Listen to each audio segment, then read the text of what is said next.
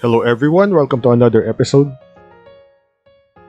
So I recently got a Ronin Mandalorian figure from the Bandai USA store and it gave me a new diorama idea. After reading the Art of Mandalorian book, I decided to recreate the scene in the first episode of The Mandalorian at the ending sequence. It was the scene at the end of the first episode when the Mandalorian and the child first met, but this time we will give it a feudal Japan twist to match the aesthetic of the Meisho movie realization figure. So let's start building the diorama. So first we will be building the central area. We'll be using wooden sticks, wooden boards, and wooden dowels, and gluing them together so that we will form a central structure.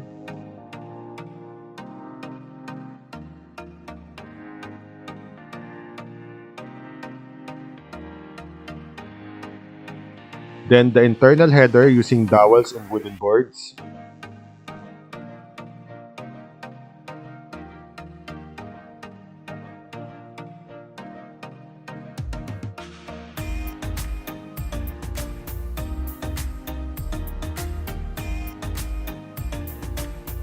After gluing, we'll use wood putty to fill in the gaps.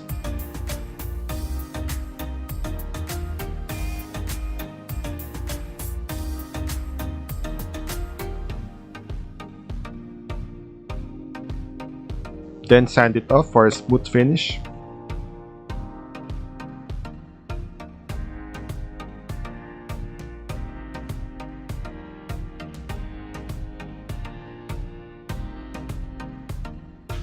Spray painting the color black.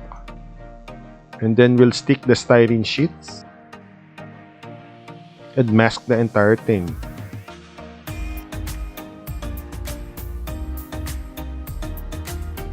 Creating the wooden blinds using coffee stirrers.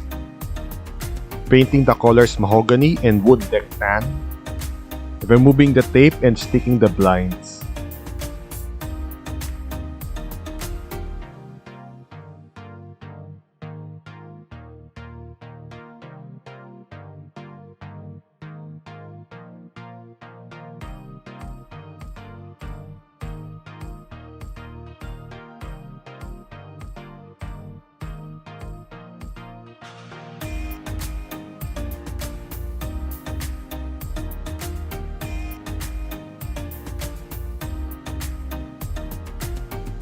Then we'll build the flooring using coffee stirrers and plywood.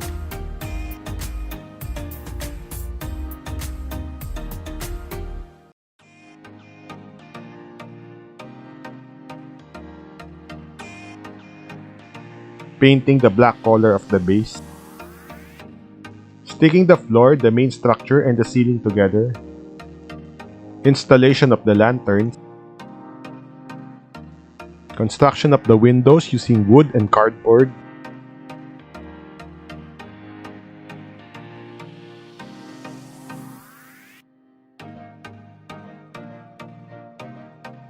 Printing and installing the ukiyo-e elements.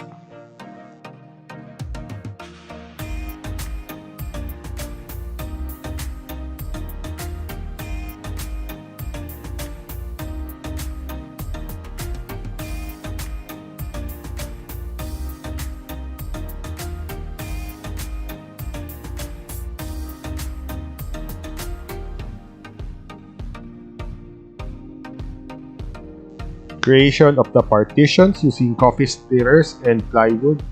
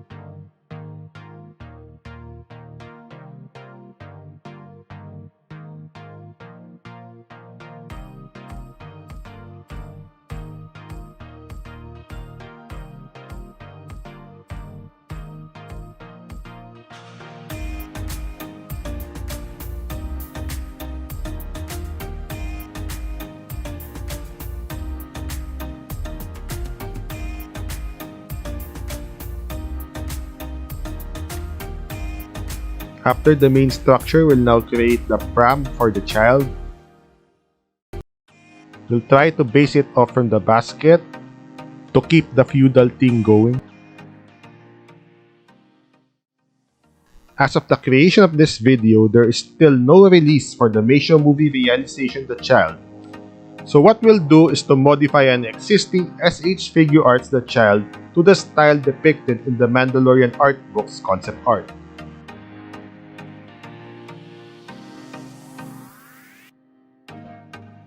We will add hair and prayer beads into the figure.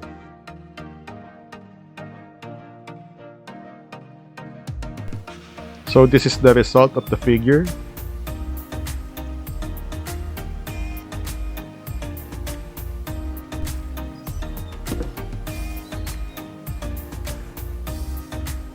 Finally, we will install the child and Mando himself to complete the first part of the diorama.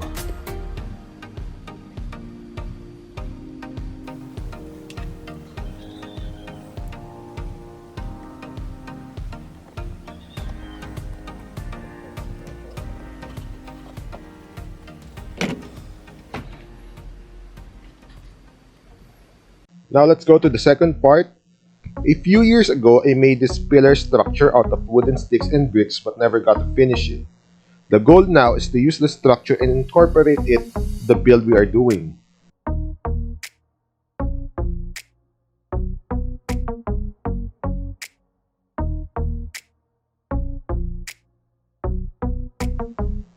Let's start by masking the bricks below.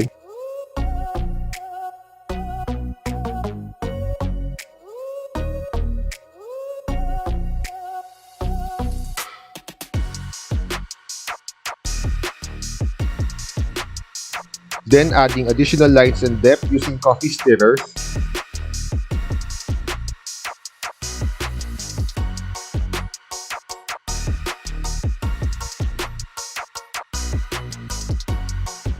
Puttying and sanding to erase the gaps.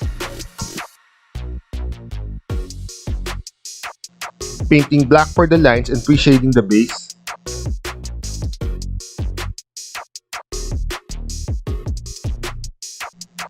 Masking the black area to paint additional 2 shades of gray and the red.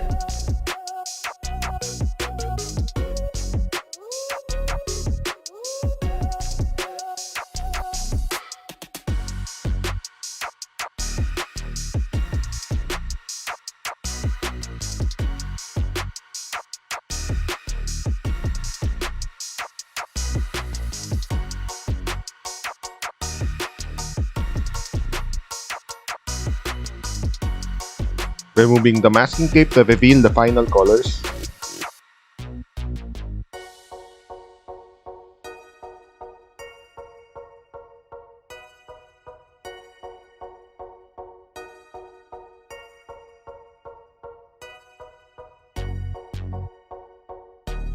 Trace and cover the windows with cardboard and styrene.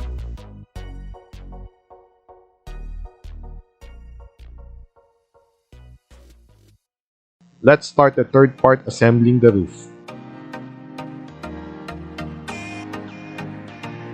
Starting the build by forming the shape using craft wood and carefully applying the layers that the tile will stick to.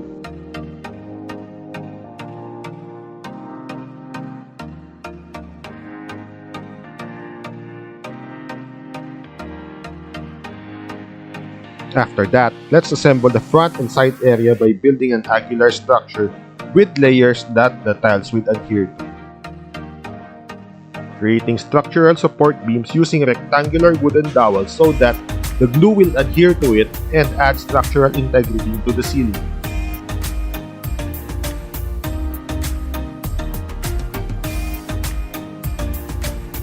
Masking tape is used to support the newly glued area to prevent it from falling apart. After creating the central area, we will create the side structures using a similar procedure.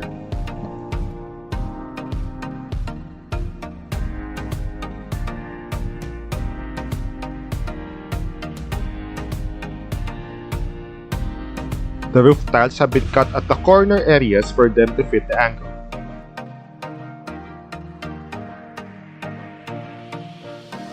Sealing the corners using wood pot.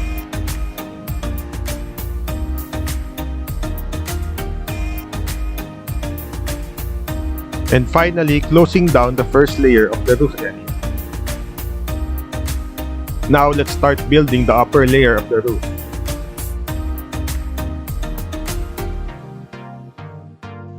It's basically the same procedure as the first layer, but we will add a Tsuma-styled attic window at the front. The borders are made using coffee stirrers and then sealed with wood putty. And the top is covered using wooden sheets. Sanding and scraping the excess putty before installing the tiles. Then prime the area using primer red. Mask the sides before coloring the central area white. Then after painting, let's place the tiles.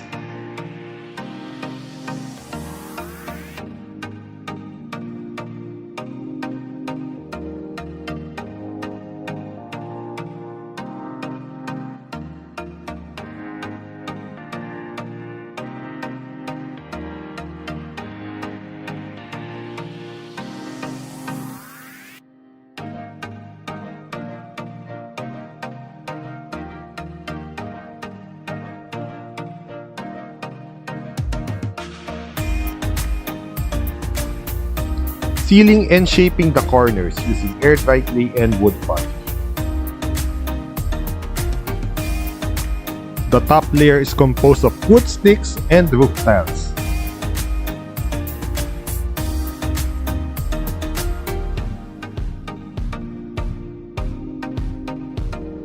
We'll then use wood putty to seal the gaps.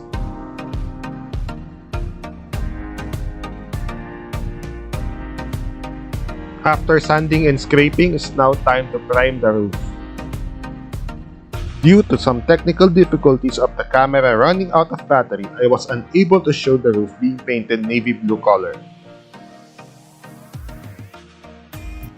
Let's glue the top and bottom half, then install the lights.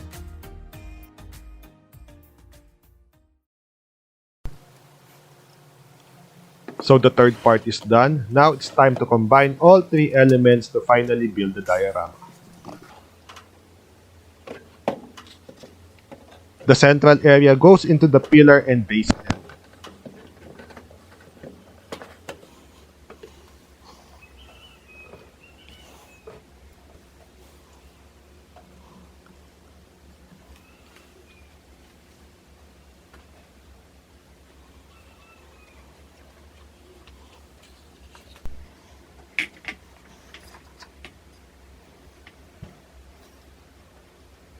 Then we'll place some additional accessories.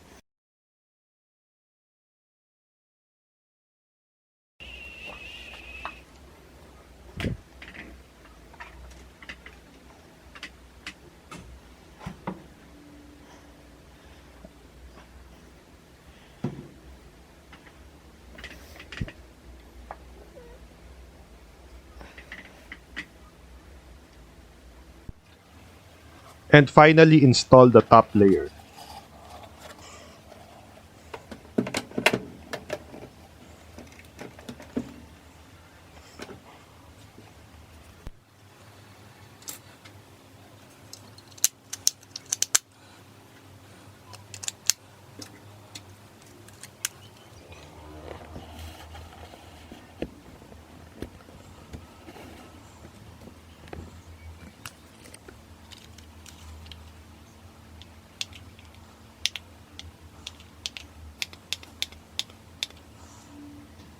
So there's the diorama build. I hope you enjoyed it. I'll leave you with a few images. Till the next episode, bye!